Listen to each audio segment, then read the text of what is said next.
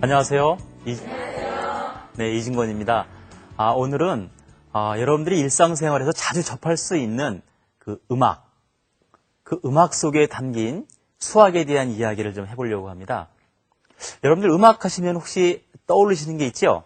네. 혹시 뭐가 떠올리시나요? 네, 그렇죠. 여러 가지 답변을 많이 해주셨는데요. 바로 그 음악 속에 우리들이 상상할 수 없는 수학의 내용이 담겨 있다는 겁니다. 그래서 오늘은 그 내용에 대해서 한번 알아보도록 하겠습니다. 그 내용을 구체적으로 알아보기 위해서 제가 기타를 가져왔는데요. 이 기타를 보면서 직접 여러분들하고 대화를 나눠보도록 하죠. 그 수학 시간에 웬 그 기타냐 여러분들 굉장히 궁금하셨죠? 네. 사실은 저도 처음이에요. 자, 이 기타를 보시면 일반적으로 이러한 그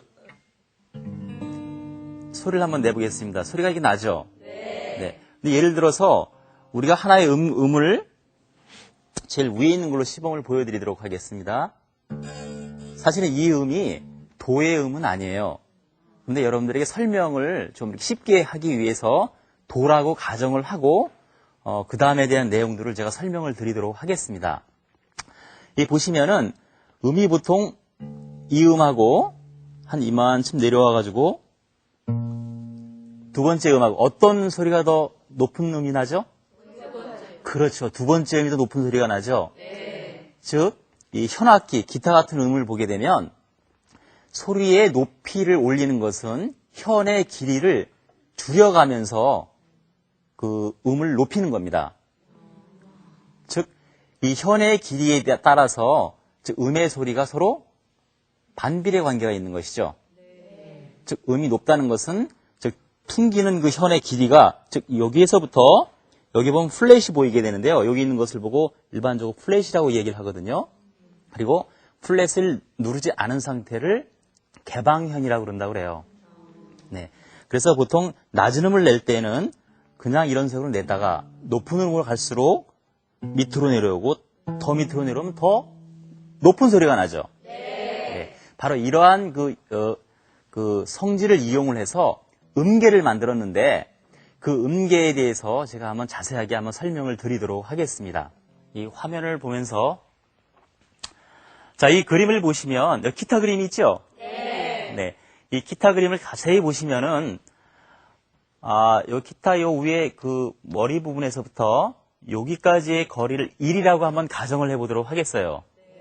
네, 그러면 정확하게 한 2분의 1 정도에 되는 거리, 요 부분을 대충 이렇게 보시면 거의 2분의 1 정도 되죠? 네, 사실은 요 위에서부터 여기까지의 거리가 2분의 1인데, 보통 개방현인 상태, 즉, 이 플랫을 하나도 누르지 않은 상태에서 음을 탁 내는 걸 도라고 가정을 한다면, 그 도보다 한 옥타브 높은 음, 즉, 한 옥타브 높은 도음을 내기 위해서는 바로 전체 길이의 2분의 1인 이 지점의 플랫을 누르고 바로 이 AC 사이에 있는 현의 그것을 퉁기게 되면 바로 원래 개방현인 그 도보다 한 옥타브 높은 도가 나오는 겁니다. 네. 그래서 실질적으로 보면 요 B하고 요 C 사이에는 실질적으로 아까 여러분 기타도 보셨겠지만 딱 12개의 플랫이 있습니다. 네, 그래서 왜 이 사이에 12개의 플랫이 있는지 그리고 실질적으로 그 플랫과 플랫 사이가 어떤 수학적 연기성이 있는지 그거에 대해서 제가 자세하게 여러분들에게 설명을 드리도록 하겠습니다. 자, 그러면 그 각 도와 도 그리고 그 사이에 있는 각각의 음계에 대해서 이렇게 보시면은 여기 기타 그림이 있죠? 네. 여기 보면 제일 위에 개방형인 상태를 도라고 이렇게 가정을 해보는 거예요. 네, 도라고 가정을 했을 때 그 순차적으로 내려가는 음이 이렇게 있죠? 네. 이 음은 도보다는 사실 다 높은 음들인데 요 각각에 대해서 요 플랫을 눌렀을 때 나오는 그 음들입니다. 자, 그러면 바로 이 A로부터 각각의 플랫까지에 대한 길이 그거를 재가지고 옆에 이렇게 써놨습니다. 즉 개방형인 도인 경우가 62.8로서 가장 길게 되어 있죠. 네. 그리고 전차적으로 이렇게 와가지고 이렇게 숫자가 짧아지게 되는데요. 마지막에는 이 도의 음은 A, B, C 중에서 어디일까요? 바로 C가 되죠. 아까 좀 전에 제가 설명드렸듯이 원래 개방형인 이 음에서 한 옥타브 높은 음, 이것은 바로 전체의 길이의 2분의 1이 되는 거에서 소리가 난다고 그랬죠. 네, 그렇기 때문에 바로 C가 됩니다. 자, 그러면 여러분들이 아마 기타를 자세하게 관찰하신 분들은 아마 아실 텐데요. 기타의 각각 요 플랫과 요 플랫 사이의 길이가 다 똑같은가요? 아니요. 다르죠. 네. 그거 여러분들 왜 그럴 거라고 생각하셨어요? 네, 사실은 일반적으로 관심이 없어서 모를 수도 있고 또 너무 그 안에 뭔가 있긴 있겠는데 잘 알 수가 없기 때문에 모르는 수도 있죠. 네, 오늘 사실 그거에 대한 비밀을 제가 좀 알려드리겠습니다. 자, 보시면 실질적으로 가장 길게 되어 있는 이 도음에서 그 바로 두 번째에 있는, 즉, 그 이 도에 대해서 반음이 높아지는 것이죠. 이 음을 보게 되면 59.2가 됩니다. 대충 길이가 여기서부터 여기까지. 즉, 그래서 위에 있는 62.8 나누기, 여기 두 번째, 즉, 59.2 나누기 62.8을 하게 되면 어떤 B가 나오겠죠? 네. 자, 59.2를 나누는데 62.8로 나누게 되면 실질적으로 요거에 대한 근사치의 값이 바로 0.94가 나온다는 거예요. 자, 그런데 재미있는 것은 바로 그 밑에 있는 것은 0.95가 되는데 이것은 실질적으로 치수를 재보다 보니까 약간의 에러가 나서 그래요. 근데 그 밑에 있는 숫자를 다 보게 되면 0.94가 많죠? 네. 네, 바로 두 번째 있는 것, 즉 59.2를 또 56, 요거의 기준으로 해서 56을 59.2로 나누게 되면 같은 이러한 비율, 유사한 비율이 계속 나오게 된다는 거예요. 자, 여기서 보시게 되면 요거에 대한 비율을 일반적으로 우리가 R로 한번 놔보도록 하겠어요.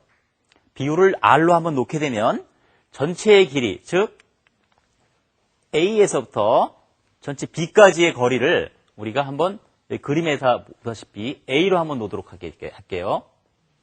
자, 여기 그림에 있죠? 네. 즉 A에서부터 B까지의 거리가 되겠어요. 그 다음에 A에서부터 요 C까지의 거리를 뺀 나머지 C에서부터 요 B까지의 거리는 그러면 A로 표시를 한다면 얼마가 될까요? 그렇죠.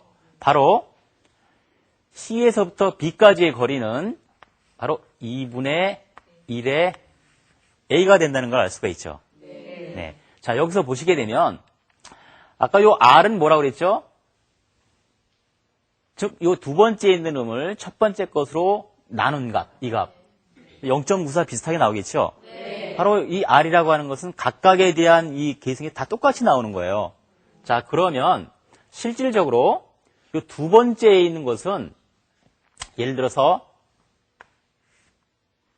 문자로 한번 표시를 해보도록 할게요. B분의 A. 요것이 바로 R인데 여기서 B라고 하는 것의 의미는 지금 말씀드린 59.2라고 가정을 하죠. 그리고 A는 바로 62.8이에요. 자, 이랬을 경우에 바로 이 B에 대한 길이는 어떻게 될까요? B를 여기서 표시를 하면 바로 이 식으로부터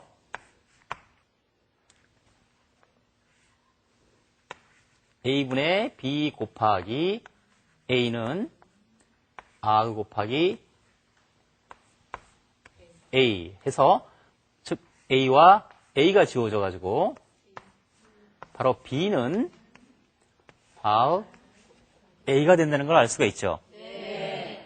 즉 결국 바로 밑에 있는 것에 대한 길이는 원래에 있는 길이에다가 우리가 구했던 R을 곱해주면 된다는 걸 알 수가 있죠. 네. 바로 그래서 순차적으로 이 밑에까지 다 구하게 되면 이게 전체가 12개죠. 네. 12개이기 때문에 바로 2분의 1A라고 하는 것은 R을 12번 곱한 거를 지수로 표시를 하게 되면 R의 12승이 되는 걸 알죠? 네. 네. 그래서 R의 12승의 A가 됩니다.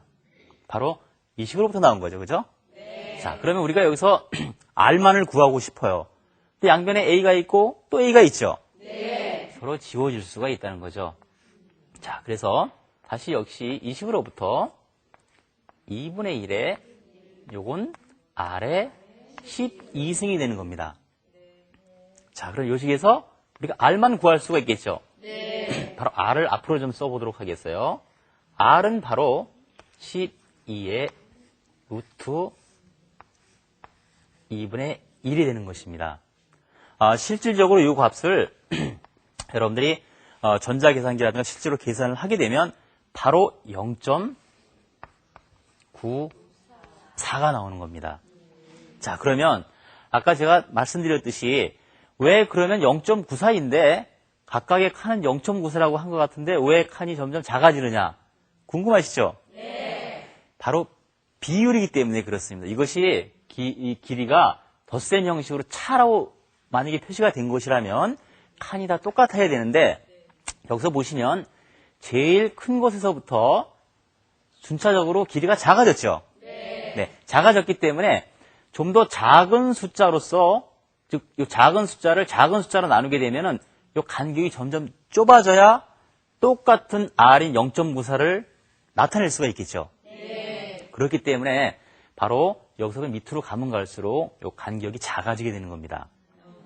네, 이렇듯이 이 수학 자체에는 보게 되면 이러한 우리가 보이지 않는 다른 분야에 대해서 많이 이렇게 어플라이 된 경우들이 많이 있는데요. 이 음악 속에도 이렇게 실질적으로 이 악기를 만드시는 분들은 수학적인 이러한 개념을 아마 잘 알고 계실 거라고 생각을 해요. 왜 그렇다고 생각하시죠?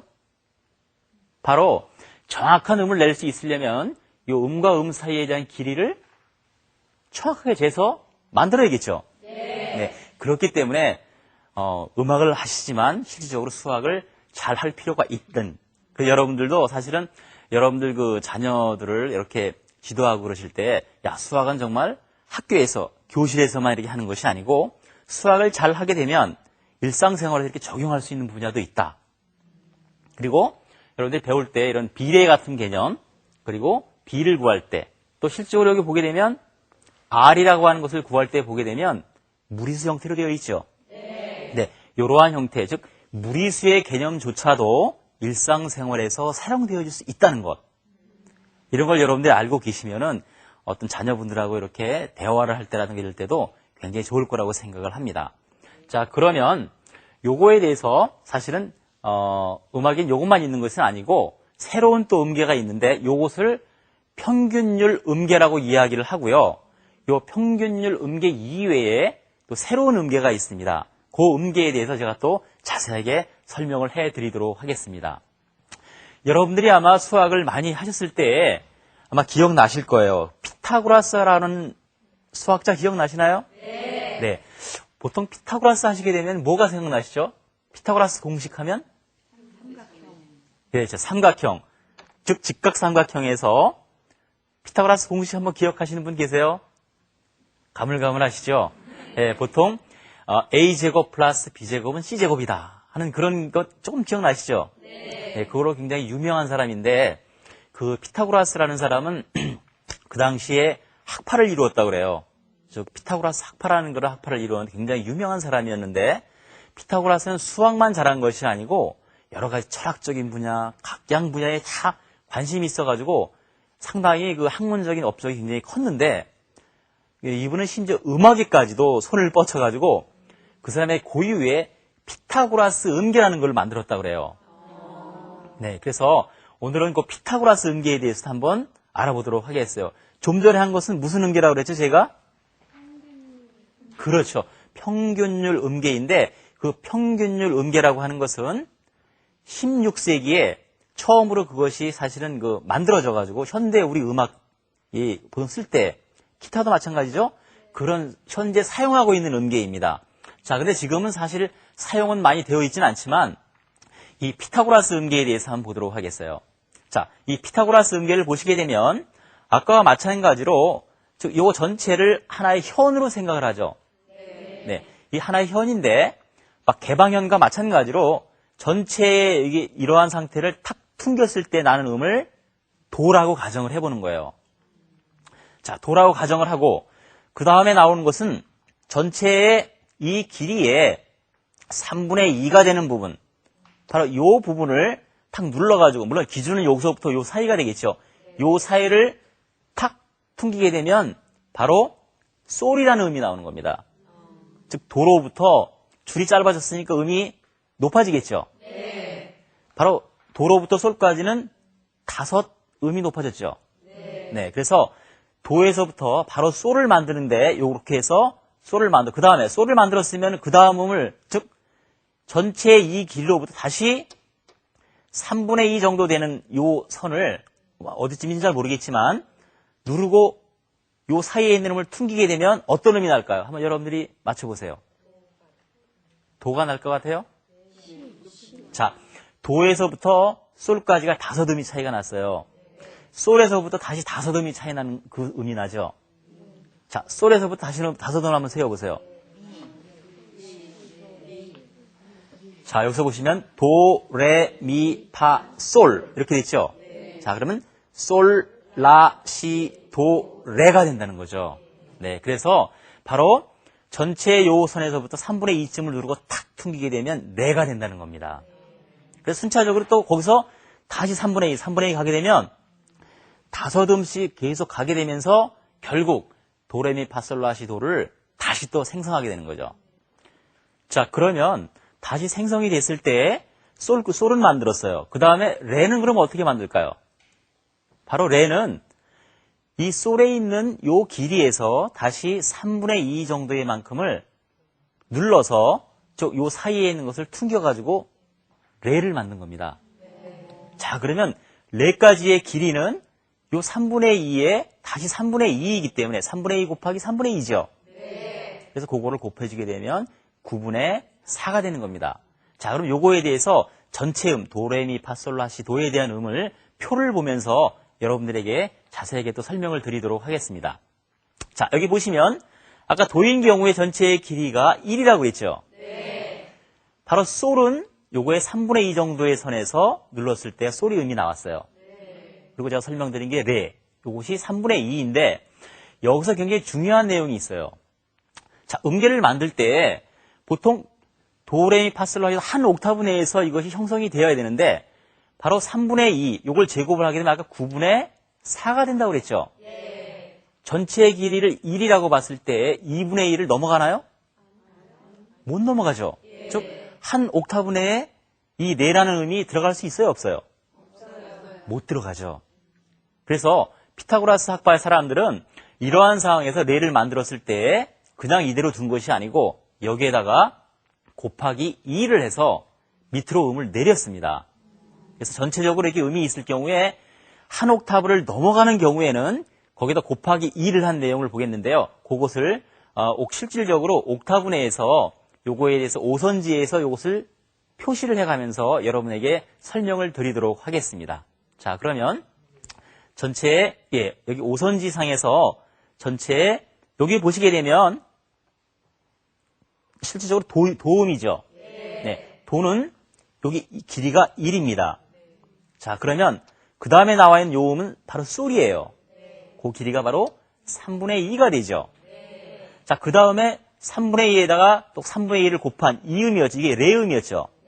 이 레음은 바로 3분의 2 곱하기 3분의 2에서 제곱이 되었는데 이 도에서부터 도까지 한 옥타브를 넘어가기 때문에 곱하기 2를 했습니다. 그래서 곱하기 2를 해가지고 쭉 내려가지고 바로 이 음으로 내려온 거예요.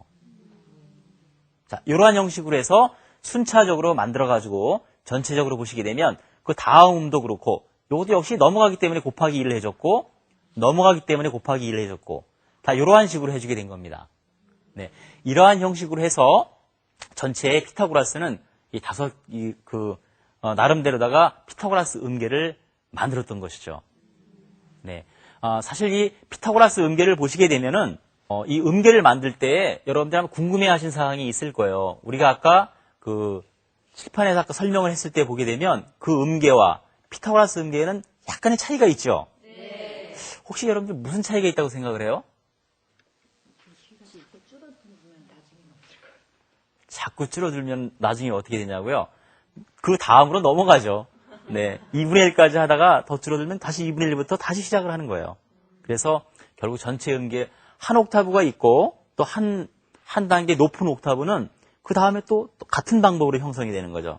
그래서 보통 성량이 굉장히 많은 옥타브를 낸다는 사람들은 도레미파솔라시도를 일반 음계를 한번 내고 그 다음에 그보다 높은 음계 또 하나 내고 심지어는 5음계까지 낼 수 있는 그런 사람들도 있다고 그러죠.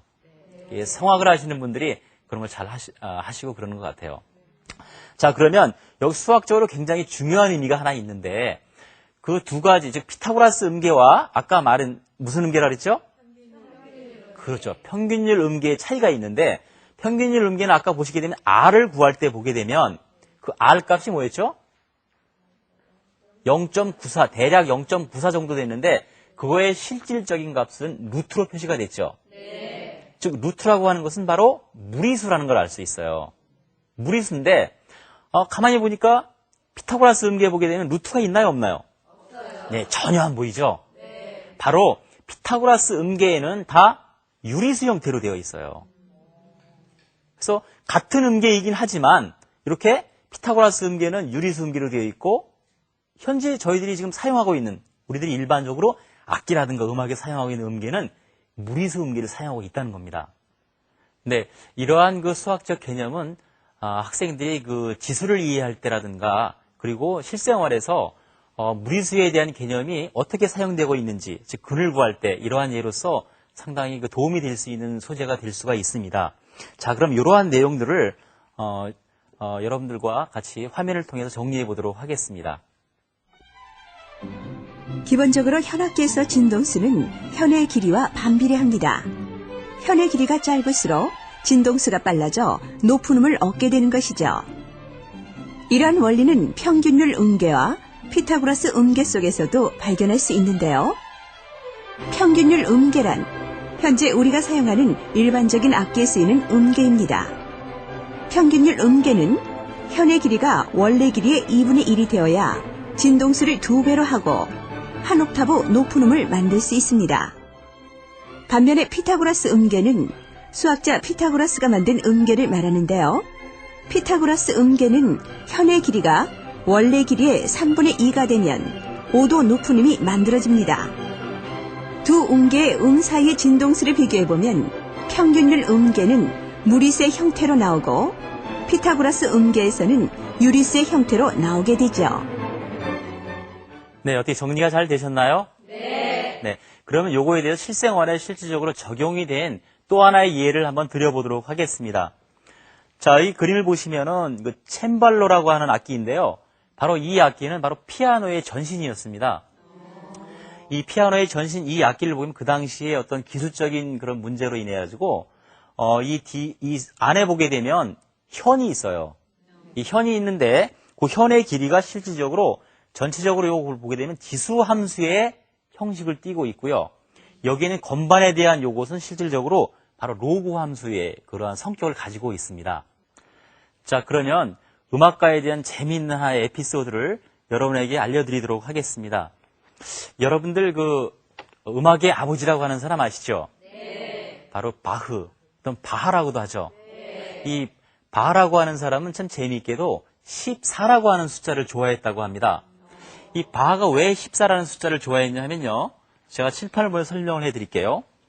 보통 그 A, B, C, D 그 순서에 의해서 A는 1, B는 2, 그럼 C는 뭐가 될까요? 3. 예, 이런 식으로 숫자를 매겨가지고 원래 자기의 이름인 바하, B, A, C, H죠. 각각의 숫자를 다 넣은 거예요. 그래서 숫자를 넣어보게 되면 B는 아까 2라고 그랬죠. 2 더하기, 그 다음에 1 더하기 3 더하기 H는 그럼 뭐가 될까요? 8이죠. 네. 8을 요거 다 더하게 되면 바로 14가 나옵니다. 그래서 이 사람은 14라는 숫자를 굉장히 좋아했는데요. 이거 하나 때문에 좋아했을까요? 그게 아니고 또 있어요. 이 사람이 원래 본 풀네임은 바로 요한 세바스찬 바하예요. 그래서 각각 요한 세바스찬 바하의 전체 스펠링에 이거와 마찬가지로 숫자를 대입해서 역시도 다 더하게 되면 바로 158이 나온다고 그래요. 그래서 이 사람이 각각의 숫자를 또 이거 마찬가지로 1 더하기 5 더하기 8 이렇게 하면 역시 14가 나오죠. 그래서 이 사람은 14라고 하면 너무너무 좋아가지고 그 14를 너무 좋아한 에피소드들이 몇 개 있어요. 그 14를 너무 좋아하다 보니까 이 사람이 그 당시에 1747년에 그 음악을 하시는 분들이 음악협회에 회원으로 가입하는 것이 있었는데 원래 가입하기로 한 그 횟수보다 2년 뒤에 가입을 했다고 그래요. 왜 그랬냐면 그 당시 2년 전에 가입을 하게 되면 자기가 가입한 그 순서가 14번째가 안 되기 때문에 자기가 곧 14번째가 되기 위해서 2년 후에 가입을 한 아주 재미있는 그런 일화가 있죠. 사실은 이렇게 술을 좋아하는 사람은 바하만 있는 건 아니었어요. 여러분들이 잘 알고 있는 또 바그너, 또 와그너라고도 하죠. 이 바그너라고 하는 사람도 재미있게 13이라고 하는 숫자를 좋아했는데요. 이 사람은 마찬가지로 원래 이 사람에 대한 그 스페인을 보면 리차드 바그너라는 사람인데 그 사람의 이름을 쓰게 되면 리차드 바그너. 요 각각에 대한 알파벳 수를 다 세어보게 되면 바로 하나, 둘, 셋, 넷, 다섯, 여섯, 일곱, 여덟, 아홉, 열, 열하나, 열둘, 13개죠. 그래서 이 바그너는 13을 그렇게 좋아했어요. 14를 좋아한 것이 아니고 13을 그렇게 좋아했다고 그래요. 또 이 바그너라고 하는 사람은 실질적으로 태어난 연도를 보게 되면 1813년도에 태어났어요. 그래서 마지막 숫자가 또 13이죠. 근데 그것만 그런 것이 1813에 각각의 숫자를 다 더하게 되면 1 더하기 8 더하기 1 더하기 3 하면 또 13이 나와요. 그래서 바그너는 이런 걸 가지고 너무너무 그걸 좋아해가지고 심지어는 이 사람은 자기가 굉장히 유명한 작품을 딱 13개, 3곡만 썼다고 그래요. 그 중에서 가장 유명했던 탄호이저, 그것을 이 사람이 실질적으로 만든 횟수를 보게 되면 1845년 4월 13일 완성을 해서 실질적으로 이것에 대한 연주는 파리에서 했는데 바로 1861년 또 3월 13일, 즉 13이라고 하는 날짜를 다 맞췄던 것이죠. 자, 여러분들도 실질적으로 여러분들의 이름을 즉 기역, 니은, 디귿, 늘 있죠. 모음도 즉 그 각자의 그에 대해서 숫자를 집어넣으셔가지고 한번 이름을 이렇게 나 좋아하는 숫자를 만들어 보시게 되면 아주 흥미로울 거라고 생각을 합니다. 네, 오늘 강의는 여기서 마치도록 하겠습니다. 네, 대단히 감사합니다.